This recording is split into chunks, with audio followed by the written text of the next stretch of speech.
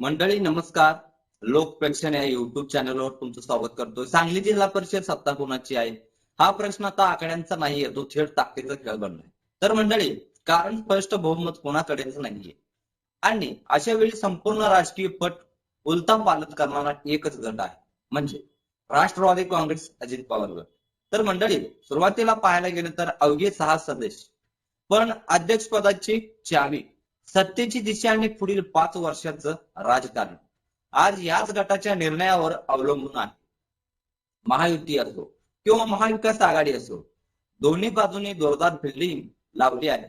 तर मंडळी ऑफर सुरू आहेत, चर्चा सुरू आहेत, दबावाचं राजकारण सुरू आहे.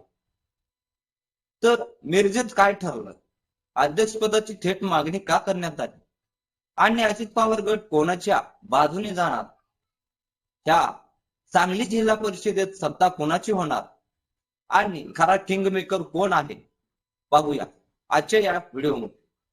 सगळं स्पष्ट थेट आणि विना फिल्टर सांगणार आहोत. तर मंडळी व्हिडिओ शेवटपर्यंत पहा, कारण ते सत्ता ठरणार आहे. तर मंडळी सुरुवातीला पाहायला गेलं तर जिल्हा परिषदेतील बलाबल स्पष्ट झाल्यानंतर आता अध्यक्षपद कोणाला मिळणार याची चर्चा सुरू झाली आहे. अध्यक्षपद सर्वसाधारण महिलेसाठी आरक्षित आहे. यासाठी भाजप, महायुती आणि काँग्रेस आघाडीकडे अनेक महिला इच्छुक आहेत. वाळवा, मिरज आणि जत तालुक्यामध्येच तूर्त अध्यक्षपदासाठी रस्सीखेच दिसत आहे. अंतिम बलाबल पाहता महायुती आणि महाविकास आघाडी या दोनों सत्य स्थापनेसाठी संधी आहे. दोघांचेही बहुमत अत्यंत काटावलं आहे. त्यामुळे पहिल्या टप्प्यात ठोस बहुमतासाठी त्यांना प्रयत्न करावे लागणार आहेत. दोन्ही राष्ट्रवादी एकत्र आल्यास महाविकास आघाडीचे बहुमत निर्विवाद होणार आहे. राष्ट्रवादी शरद पवार 15, काँग्रेस तर राष्ट्रवादी अजित पवार आणि उद्धव सेना एक हात मिळवणी केल्यास एकत्रित संख्याबळ 36 होणार आहे. अजित पवार यांच्या निधनानंतर राष्ट्रवादीची एकत्रीकरण चर्चेची जोरदार मागणी सुरू होती. आता शिवाय भाजपला सत्तेपासून दूर ठेवण्यातही यश येणार आहे. महाविकास आघाडीची सत्ता आल्यास मोठा पक्ष या नात्याने राष्ट्रवादीची शरद पवार अध्यक्षपदासाठी प्रबळ ठरू शकेल. या पक्षाच्या सर्वाधिक 7 जागा वाळवा तालुक्यातून निवडून आल्या आहेत. त्यामुळे अध्यक्षपद या तालुक्याकडे जाऊ शकते असा अंदाज आहे. सांगली जिल्हा परिषद अध्यक्षपद अजित पवार गट किंगमेकर का ठरतोय सविस्तर सांगतोय. तर मंडळी सांगली जिल्हा परिषदेत यंदाच्या निवडणुकीत स्पष्ट बहुमत कोणालाही मिळाले नाही. परिणामी सत्ता स्थापनेसाठी राजकीय हालचालींना वेग आला आहे. या संपूर्ण घडामोडीच्या केंद्रस्थानी सध्या राष्ट्रवादी काँग्रेस अजित पवार गट आहे. अवघ्या 6 सदस्यांची संख्या असली तरी हाच गट आज सांगली जिल्हा परिषदेतील सत्तेची चावी हातात धरून बसल्याचे चित्र आहे. तर मंडळी स्पष्ट बहुमत नाही, त्यामुळे सौदेबाजी अपरिहार्य. सांगली जिल्हा परिषद एकूण सदस्य संख्या पाहता महायुती आणि महाविकास आघाडी या दोन्ही आघाड्यांची संख्या बहुमताच्या अगदी उंबरठ्यावर येऊन थांबते. एपीही आघाडी स्वतःहून सत्ता स्थापन करू शकत नसल्याने घटकाचा पाठिंबा निर्णायक ठरत आहे. हाच निर्णायक घटक म्हणजे अजित पवार गट. यामुळेच गेल्या काही दिवसांपासून या गटाभोवती राजकीय फेऱ्या वाढल्या आहेत. कुणी थेट चर्चा करत आहेत, तर कुणी अप्रत्यक्ष संकेत देत आहेत. सत्ता कोणाला मिळणार यापेक्षा अजित पवार गट कोणाच्या बाजूने जाणार हा प्रश्न सध्या अधिक महत्वाचा ठरला आहे. तर मंडळी मिरजमध्ये निर्णयाची नांदी लागलेली आहे. गुरुवारी मिरज येथे अजित पवार गटाच्या प्रमुख नेत्यांची महत्वाची बैठक झाली. या बैठकीला जिल्हाध्यक्ष निशिकांत पाटील, माजी खासदार संजय पाटील, माजी आमदार शिवाजीराव नाईक, माजी आमदार विलासराव जगताप, राजेंद्रनाथ देशमुख, गोरपडे तमनगौडा, रवी पाटील यांच्यासह अनेक प्रमुख नेते उपस्थित होते. या बैठकीत एक महत्वाचा निर्णय झालाय. सत्ता स्थापनेत कोणाला पाठिंबा द्यायचा हा अंतिम निर्णय थेट पक्षाच्या वरिष्ठ पातळीवर सोपवायचा.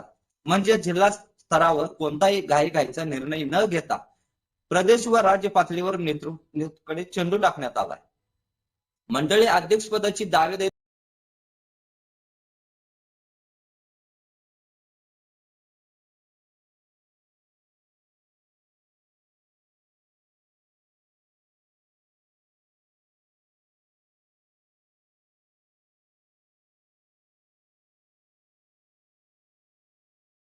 केंद्र बंधू 14चा केंद्र.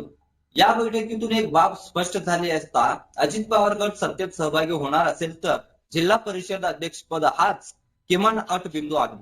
महायुती असो किंवा महाविकास आघाडी दोघांनाही सत्ता स्थापन करण्यासाठी अजित पवार गटाची नितांत गरज आहे.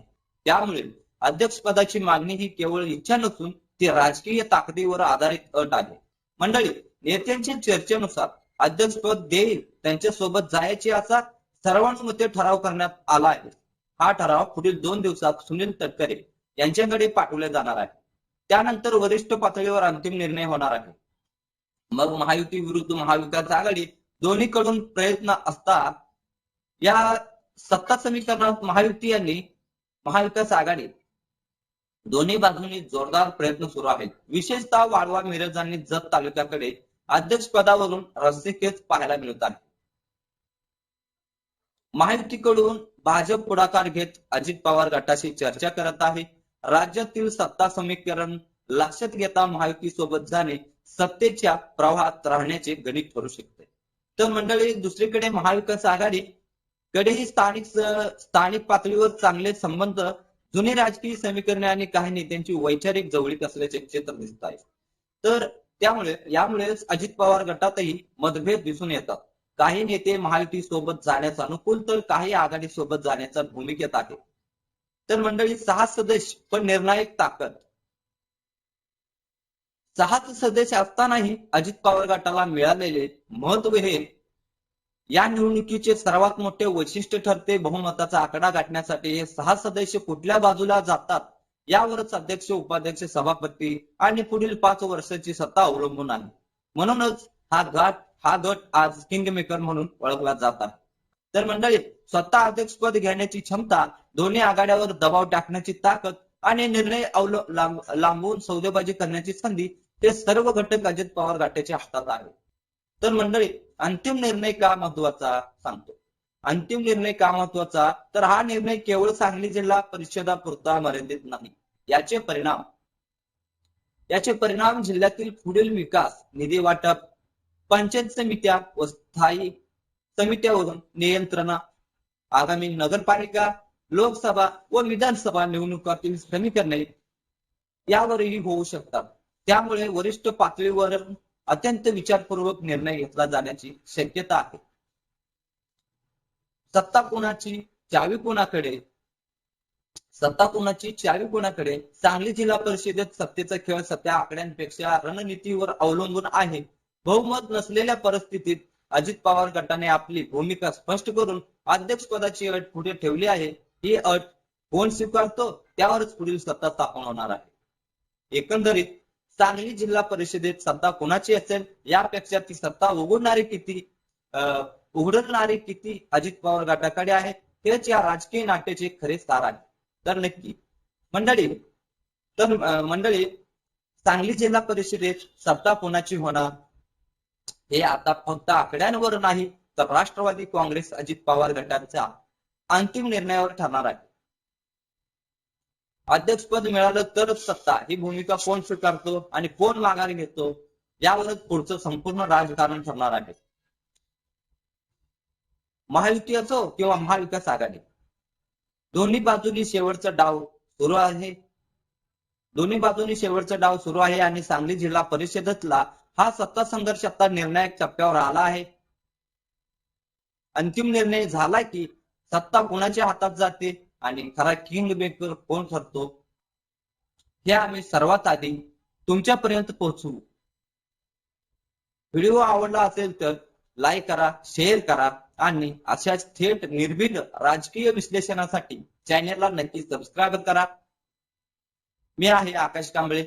पुन्हा भेटूया पुढच्या मोठ्या राजकीय अपडेट्ससह. धन्यवाद. जय महाराष्ट्र.